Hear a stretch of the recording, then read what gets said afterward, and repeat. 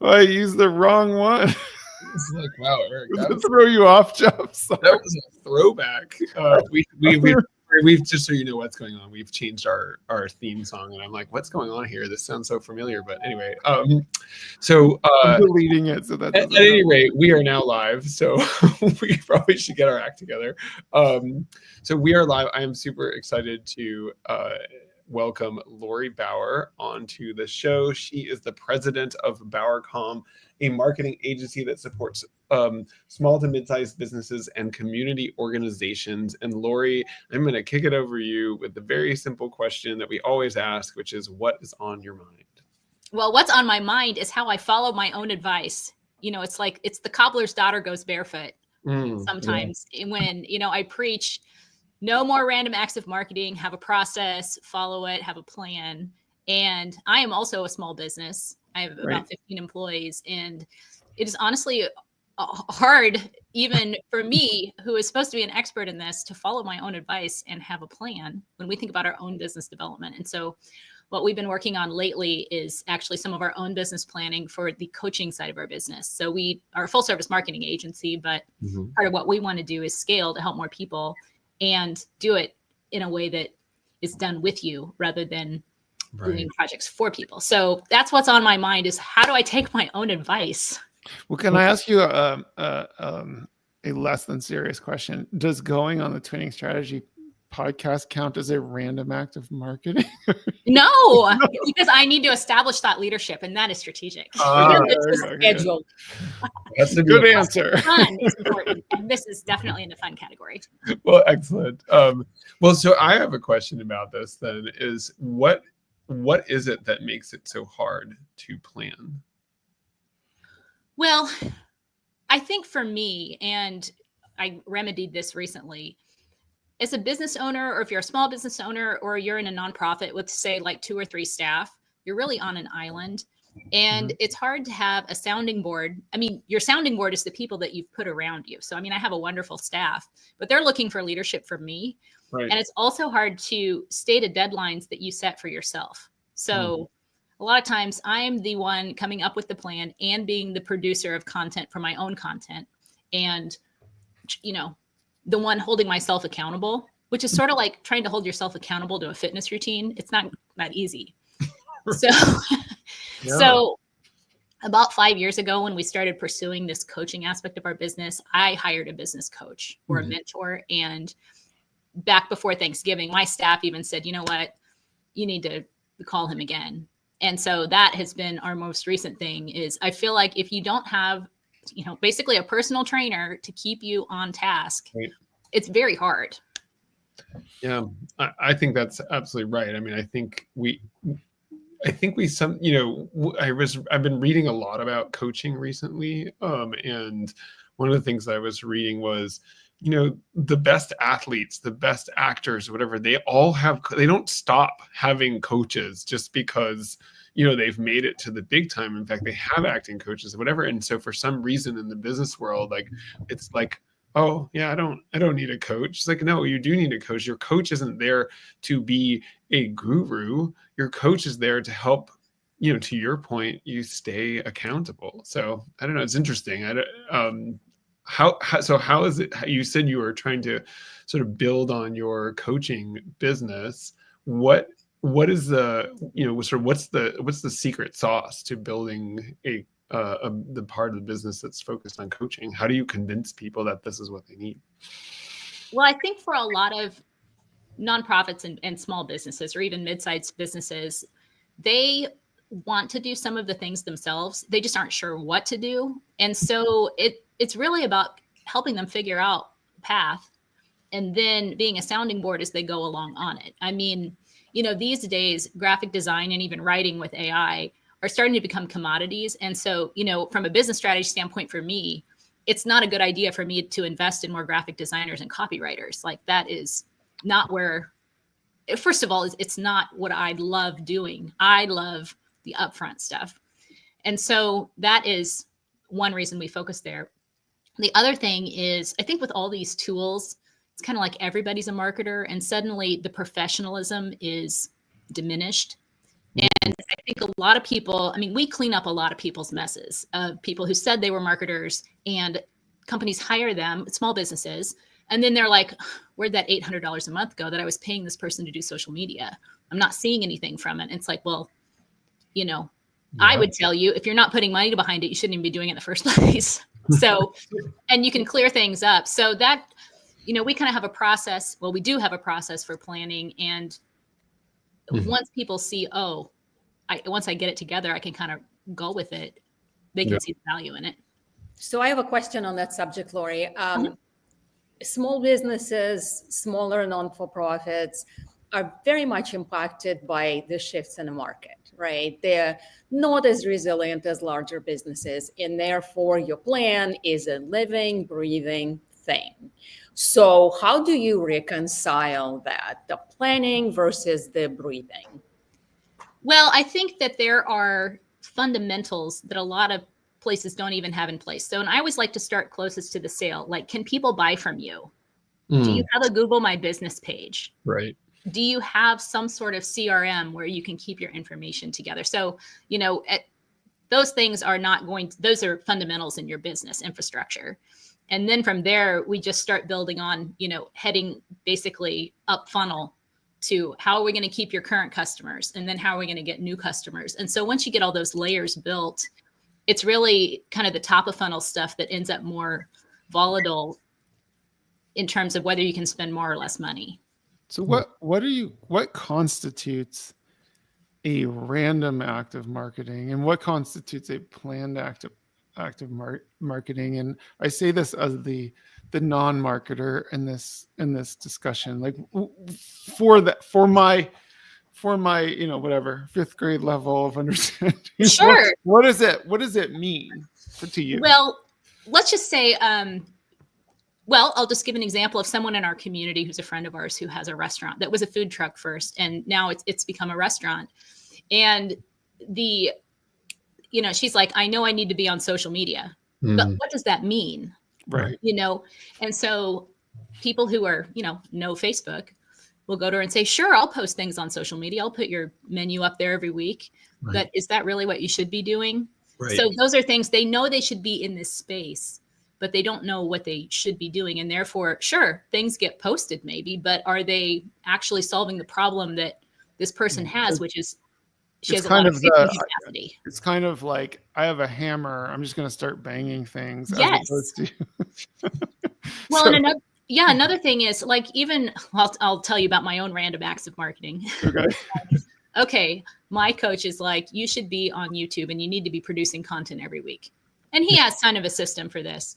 Yeah. So I'm like, okay, well, better just start. And that's fine. I mean, that is like not a bad thing to do. But when it comes to email, I'm like, oh, I should send out an email tomorrow. You know, I don't have my content all planned out. I don't have it automated. And you know, what I preach to my clients is, let's set up some sort of 12-month drip to follow up with your new donors. At least you're in front of them, and you don't have to, every time somebody a new donor makes a donation, it just goes, you know? So it's just so much more efficient. Right. If you think it through in that way. But yeah, it's really not that easy. Well, and you know, it's really interesting. You know, as Eric and I are sort of building out our own business, sort of in a similar space to where you're playing, is we are finding that, you know, a lot of times, you know, people will say to us, oh, I need more content. And what you discover is that they've got all kinds of content, but it's not even getting posted. Right.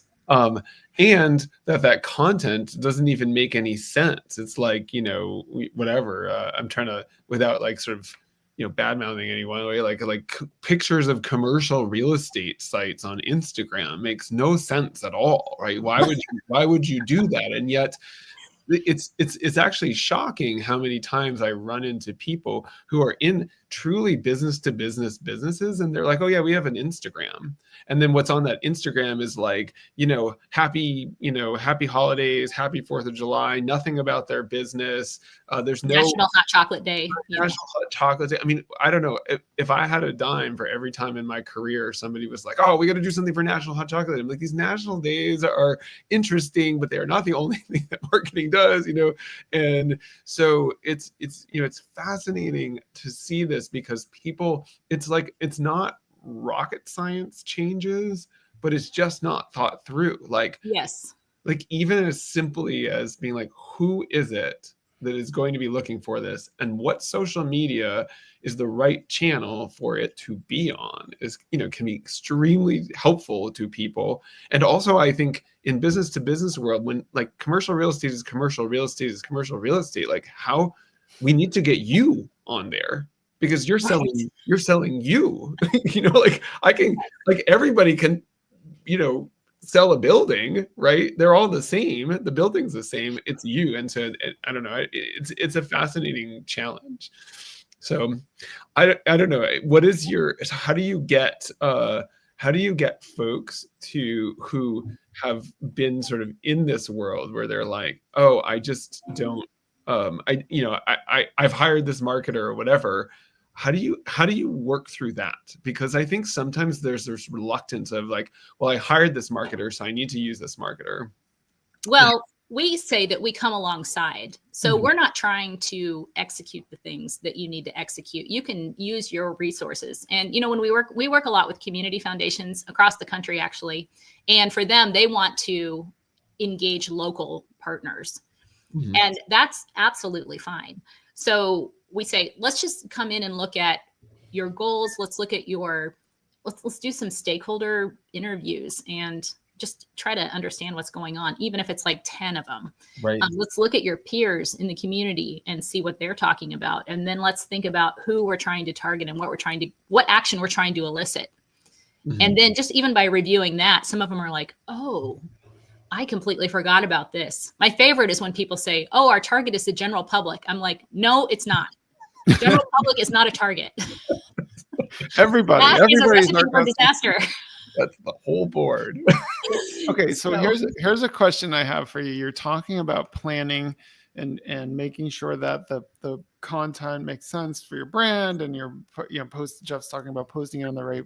But there's a flip side of this that we see a lot, as like it has to be perfect or we aren't going to post anything. And so it's like we've seen, Jeff has this habit of like, kind of like good habit of going, when we talk to somebody, a potential client or whatever, he'll just go and see like, when's the last time they posted on LinkedIn or whatever. And sometimes it's like 6-8 months ago. I think the one recently. Guilty. No, just kidding. Like 8 months ago. And it's like, but why is it 8 months ago? It's often 8 months ago is because, well, it's gotta be this. And then like, every little detail has to be perfect and whatever. And it's like, there's something about planning it out and thinking about it and making sure it makes sense. But there's also something where it's like nothing is worse than something. And that is true. Yes. And so how do you reconcile those two, that balance? And I suspect they're not actually in contention with each other. They're two different things, but like, how do you reconcile the balance of, not being overly perfectionist, but also being sort of mindful and planning at the same time? Well, I think that comes down to thinking through the process of what am I trying to accomplish? Who am I trying to reach? And what are their pain points? And what can I play into? Can be a 20-minute exercise. It doesn't have to take a lot of time. Right. So it's like, let's just stop for a second and think about this. And then on the execution side, once you've done the 20 minutes of thinking, then it's like, okay, this idea, I think I can go and do that. Or just sit down and record a little, Instagram selfie or whatever. But at least if you've thought about the intention, it's going to open up a lot of possibilities. That's what, like my business coach has said, okay, let's have, 4 content pillars and then talk about the steps in your process. So my content pillars would be something like planning, systemization of things, accountability.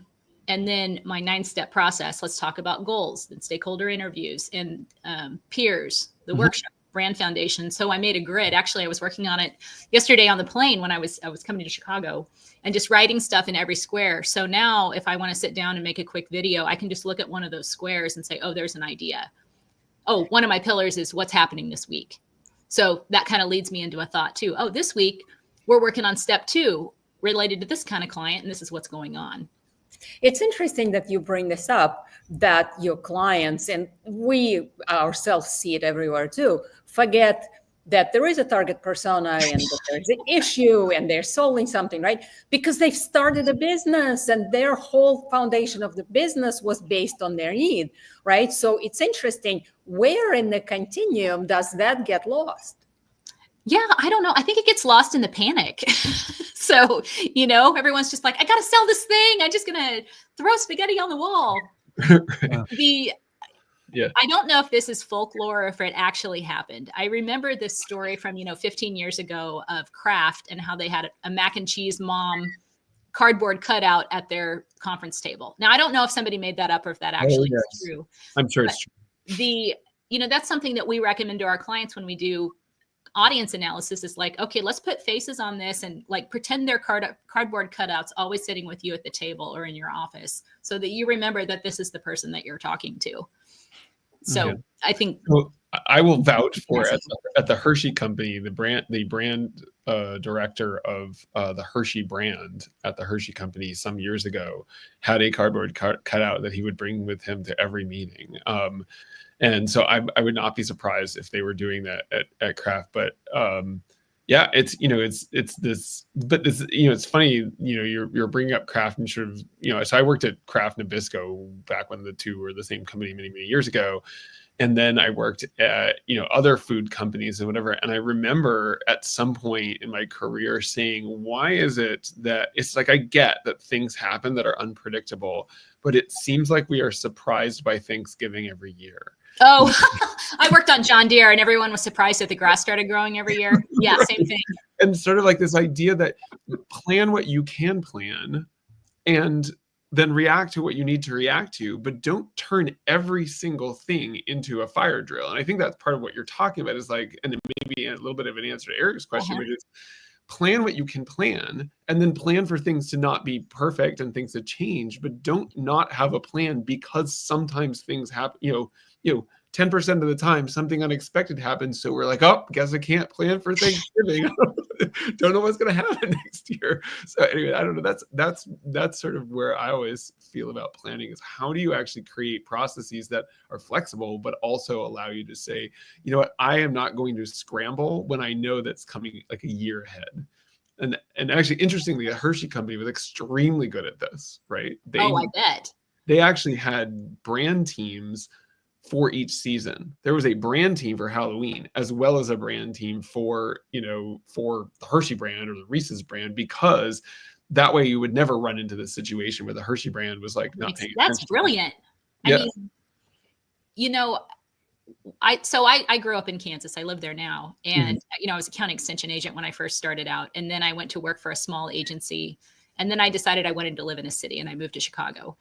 And it just astounded me, the time and effort that they put into the account planning function of really understanding your audience and starting there and really mapping all of that out. And I'm so glad that I have that background. And now, I live back in Kansas for, a lot of reasons and can bring that expertise.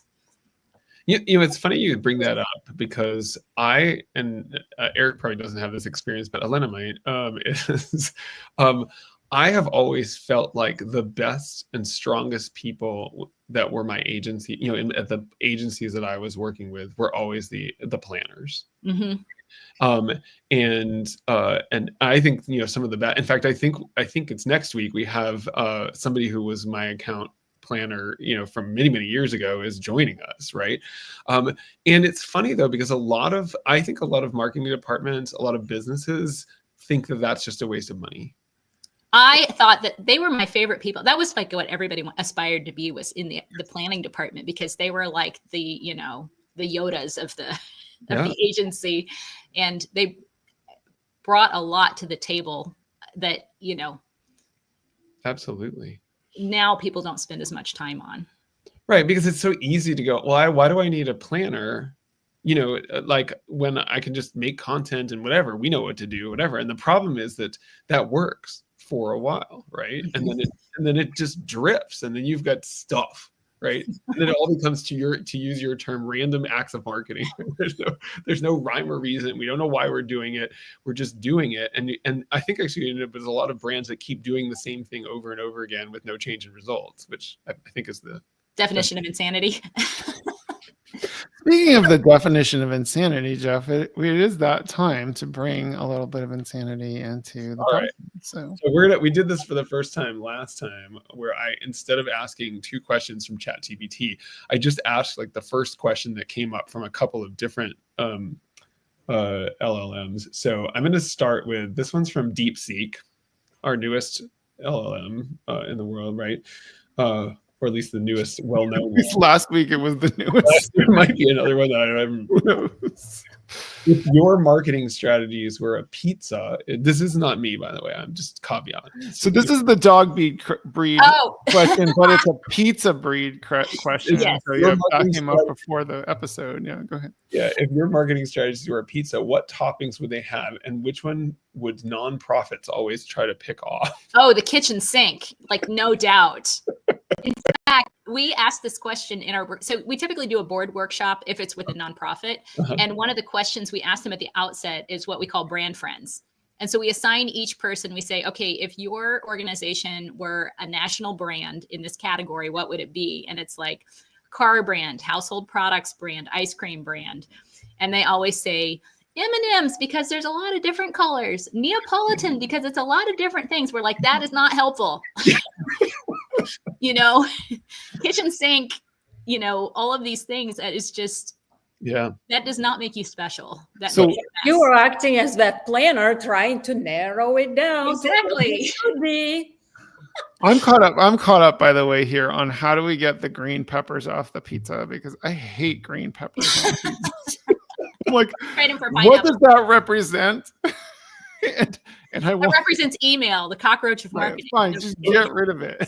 You know, it's funny you say this. So there was this, I remember there was this view sometimes in my CPG days where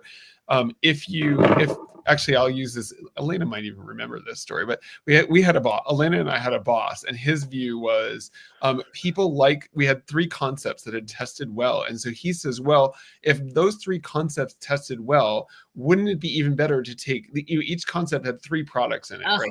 So I'm going to take 1 concept from the first, and 1 from the first concept, and 1 from the second concept, and 1 from the third concept, and that's going to be an even better concept. And the result of it was a complete disaster, right? Because that's not the way human brain works, right? Like we used to have this bag of Kit Kats when I was at Hershey. It was a bag of Kit Kats that didn't sell very well because it had chocolate, white chocolate, and dark chocolate all in the same bag. And the idea was, it's something like everyone. And it's actually not the way it works, right? What actually happens is you end up with something in there that everyone doesn't like, so nobody wants to buy it, right? Exactly. We call that a horse. Yeah. No offense to horses, but we actually have like a 3D sculpture horse head on our wall to remind us not to do that. It's just. Well, that's how I feel about the peppers on the pizza. Yeah. Go ahead, You're a horse. Indeed. So last week, I'm gonna do a Perplexity, and then I'll do a ChatGPT. So, but last week I asked Perplexity funny questions, and it only gave me dad jokes. This week it actually gave me questions. I'm not gonna do the first one because it's like sort of like the pizza one, but it says, "What's your agency's secret weapon? A catchy slogan or a really good coffee machine?" And the answer to that is a random act. That is a kitchen sink LLM. I caveat because I do not make up these questions. They make up themselves. And this is also why Elena and I let Jeff take the brunt of the questions. Our slogan would be no more random acts of marketing. This is all Jeff's segment. I don't know. Do you have any thoughts on that one, or we're just gonna let it go? Coffee, or we could let that one go. All right. Here's ChatGPT's question. This one's actually a good question. What's harder, convincing people to donate to a good cause, or convincing a small business owner that just posting on Facebook isn't a full marketing strategy? That's actually, I don't know if that's a funny question. That's actually a good question. My gut actually says it's harder to get people to donate to a cause. What is it? talk about that. I guess I'm fascinated, since you've worked with folks that are trying to get donations. What makes it so hard to get people to donate? Well, I think honestly, it's laziness sometimes on the donor's part. Like they hear, oh, they see something, and like, yeah, I conceptually support that, but I don't have a personal tie to it. I think nonprofits have a really hard time going beyond people that have a very personal connection to their cause. So beyond their board members or beyond the people that they serve, or let's just say it's a disability supports organization, beyond the families that they serve. And I think it's because, first of all, nonprofits don't communicate enough. Small ones, they'll like ask once a year for money. And like, I donate to causes, and I would donate to more if I didn't forget. Right. So it's really just about asking and making personal asks, and not letting it slip away. I think they just leave money on the table because they're not aggressive enough. How do you make a personal ask in a non-personal channel? In other words, like, you're talking about LinkedIn or Facebook or whatever, which are sort of mass produced. How do you make it personal when it's not, when the medium is not personal? So the way I like to think about it is, each channel has a role. And when it comes to, say, social media, building that connection is about telling donor stories, giving a face and success stories, and, really creating a human side of things. But the personal asks that are in an automated way come through email or text that look like it's a personal ask from somebody. So like, when I even personally do outreach for my business, I send emails from me that are completely unformatted. You guys get them all the time, I'm sure. Because I want it to be from me saying, hey, did you get my message? You need to donate by this time, or I'd really like to see you on Friday. And sometimes I get messages back like, oh, I got your message, but I'm at a Cubs game. I'll get back to you later. They think it's real from me. And it is. I did intend to send a personal message from me to you. Yeah. But I think that's where the personal connection can come in, or through handwritten letters. Handwritten letters are the lost channel, especially in fundraising. And there's tons of tricks when it comes to direct marketing like that. But interesting. And relationship building, right? Because if we think about it, like GoFundMe, when we see a GoFundMe for somebody we know on that same above mentioned Facebook, we go get the card and we support. Yes. Why do we support GoFundMe with a great degree of success? Many of them exceed the target, right? While we don't support that once a year outreach because, like you said, the relationship aspect is missing. I'm glad you brought that up too, because a lot of times, like an aspect like that is a very specific, tangible thing to give to. And when nonprofits are doing something once a year, it's usually like, give to the organization. Right. And it's very save everybody is not the message that people, you see it over and over again in fundraising research. People give to things that are very specific that they can see a tangible outcome for in a very short time frame. I think the interesting other way to make the connection that I see a lot is, people asking for support for them to support a cause. In other words, like they're doing the bike ride or the walk or whatever. And it's the connection with the person who's raising the money that becomes the connection. It's really interesting. Yeah.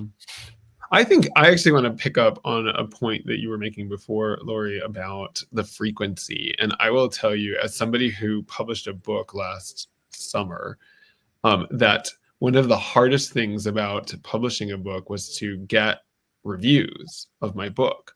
Because when I would talk to people and I would say, oh, when you finish reading my book, would you be willing to write a review? Or people would even send me reviews who had sent me reviews before the book came out. I would send them the review back and say, would you please post this on Amazon or whatever? And they wouldn't do it. And I don't think that it was because they didn't want to do it. I think it was exactly what you're talking about, which is they forget. It's not or I'm reading the message when I'm at a stoplight in the car. Right. I saw it. And I'm then not in a position to do it right this second. Right. And actually, and the other thing that I think is fascinating is I was talking to this woman recently at a networking event, and she works at a publication. She's an editor at a publication, and she gets pitches for articles. And she said, when I get a pitch for an article, that I'm not interested in, I write back immediately. Thank you for sending me this note. We're not, this is not something we're interested in at the time. She said, when I get a pitch for an article that I'm like, oh, that's kind of an interesting angle, let me think about it, I just set it aside in my inbox. And she's like, and then what happens is, because the world, moves on, and I get more, and I don't get to it. I get behind, and I never get to it. And she said, so what happens is, when somebody comes and sends me another email saying, hey, just following up on, this pitch that I made, any interest, she's like, then I go, oh, I really need to get back to this because I really wanted to do this article. And so her point was, actually, when they, in some ways, when somebody doesn't respond, it may actually be a sign that they actually are thinking about it, as opposed to that they're not interested. And so, I think that's also true to your point about like the frequency of it. I think, Eric and I have talked to, small startup owners or whatever, who will say, oh, I don't want to, if I post too much about my business, I'm going to oversaturate. People are going to get bored with this and whatever. And it's like, how often are you posting? And they're like, oh, I only post when I have news. And you're like, then you basically aren't posting at all, right? If you're posting once a month, I actually did that. I was just doing or that. only on hot chocolate day. Right. Well, I was doing this exercise with somebody this morning who we were talking about some work. And I said, if you take a post, I looked at the last post that this company had posted, and I said, I looked at the last post that I posted, right? And I said, oh, it looks like the last post that I posted had 300 something impressions. I said, I have 2,700 LinkedIn followers or whatever, which means that when I post, at best, maybe 1/9 of my audience is seeing this, and most of them are ignoring it. So the reality is, they're not even seeing this stuff. So I don't know, I'm sure you come across this as well, this sort of reluctance, like, especially in nonprofits, they're like, oh, we don't want to bother people. I'm like, why? Right. You can email them literally every day, and they are probably, unless you're sending a sales email every day, which is very annoying, but if you're keeping them apprised of things every single day and they're interested in you, they will be interested. And if they unsubscribe, they're never going to give you money. So, or they might, don't stress over it. In my coaching group, it's kind of a, mastermind group, and we have a Telegram channel that everybody shares on. Somebody was asking this week, how often do you email? And they were talking about their open rates. And one person is emailing every single day. And he said, he gets the highest open rates when he emails every single day, as opposed to once a week. So, and it's just because But is that because he's filtered out everybody is so sick of him who doesn't care about it? Well, probably enriched only for the few people who want to open. But that's okay, right? I mean, that probably is. Yeah, okay. I mean, that's what targeting is about, right? Like, if I can get an audience that's interested, great. Get rid of them. And his point is, like, if they unsubscribe, they're not going to give you money anyway, so who cares? Right. But he did not seem to think that people were unsubscribing at a really high rate either. And that's what I've seen too. I mean, even like with nonprofits, we have several different, what we call mini campaigns that we suggest to people. Like, one would be education about estate gifts. Do this for 6 weeks, and you're going to have a 5 email series, which is not super heavy. And they're like, it's like, we've done it. People do not unsubscribe at any higher rate than they would if you were sending them happy birthday messages. It's going to be fine. Absolutely. Totally makes sense. Well, we have flown by as always. So absolutely. Yeah. So we always, as I mentioned before the episode, we always go around and have each person say one thing that they want to leave our audience with. I always make our guests go first. It's kind of just my mean-spiritedness. You don't have any time to think about it. So Lori, what's one thing you want to leave our audience with? Well, I need to take my own advice when it comes to a personal trainer. But if you want to get something done, hire somebody to be your coach and mentor. If you want to lose weight, hire a weight loss coach. If you want to make your business grow, hire a marketing coach or hire a business coach of some sort. It is absolutely worth the investment. And it's not always inexpensive, but it's a great return. Yeah. So don't hesitate. Get somebody. Totally. Absolutely agree with that. So before I do my one thing, Lori, best place for people to reach out to you? Oh, my email address is just lori@bowercom.com. You can go to bowercom.com. If you are a nonprofit, you can go to nonprofitgrowthinstitute.com. That's its own site for our coaching piece for nonprofits, and we're hoping to launch a small business one. No, we're not hoping. We will be launching one this summer. There was some coach says there was a coach behind that correction. I'm pretty Yes. sure. Do not say try. That's what my coach We said. will. that's what Yoda says. That's why There is no try. my coach that I'm working with, that's why she's my coach. Because the first time I met her, I said, I'm trying to be a business coach. And she said, what do you mean trying? And I was like, okay, that was, anyway, now she's my business coach. I got to learn how to do that. So I guess for me, I think, just this, kind of the point you're making about coaching, I'm going to extend to the point that you are also been making about planning, which is you have to really recognize even though it feels like a cost, planning is really where all the value is happening. And if you plan well, you will have a great business. And if you don't plan at all, you are just, it's all luck and chance and so forth. And so I think that's a great message, and absolutely agree with your point about people needing that help to get those plans in place. I will pass it over to Elena. Yes, so to me, it would be in anything a business, be it for or non-for-profit, does, you always go back to the fundamentals. Who am I doing it for? Why? What am I helping them with? And what I'm about to do, does that fit in this picture? Absolutely. And if it does, even that small filter will get rid of a lot of unnecessary actions. So that's my take. And so mine is going to be, so actually I think just this whole concept of random acts of marketing, that is going to stick in my mind as a concept. So just the title, but to flesh that out a bit, it's this sort of like being sort of mindful and intentional about what it is you're saying. And that I also appreciated, Lori, that you said, like, it doesn't necessarily mean that you have to spend like massive amounts of time for every piece of content. It's not incompatible with being spontaneous. It's just be spontaneous in a way that actually makes sense for your brand and for what you're trying to do.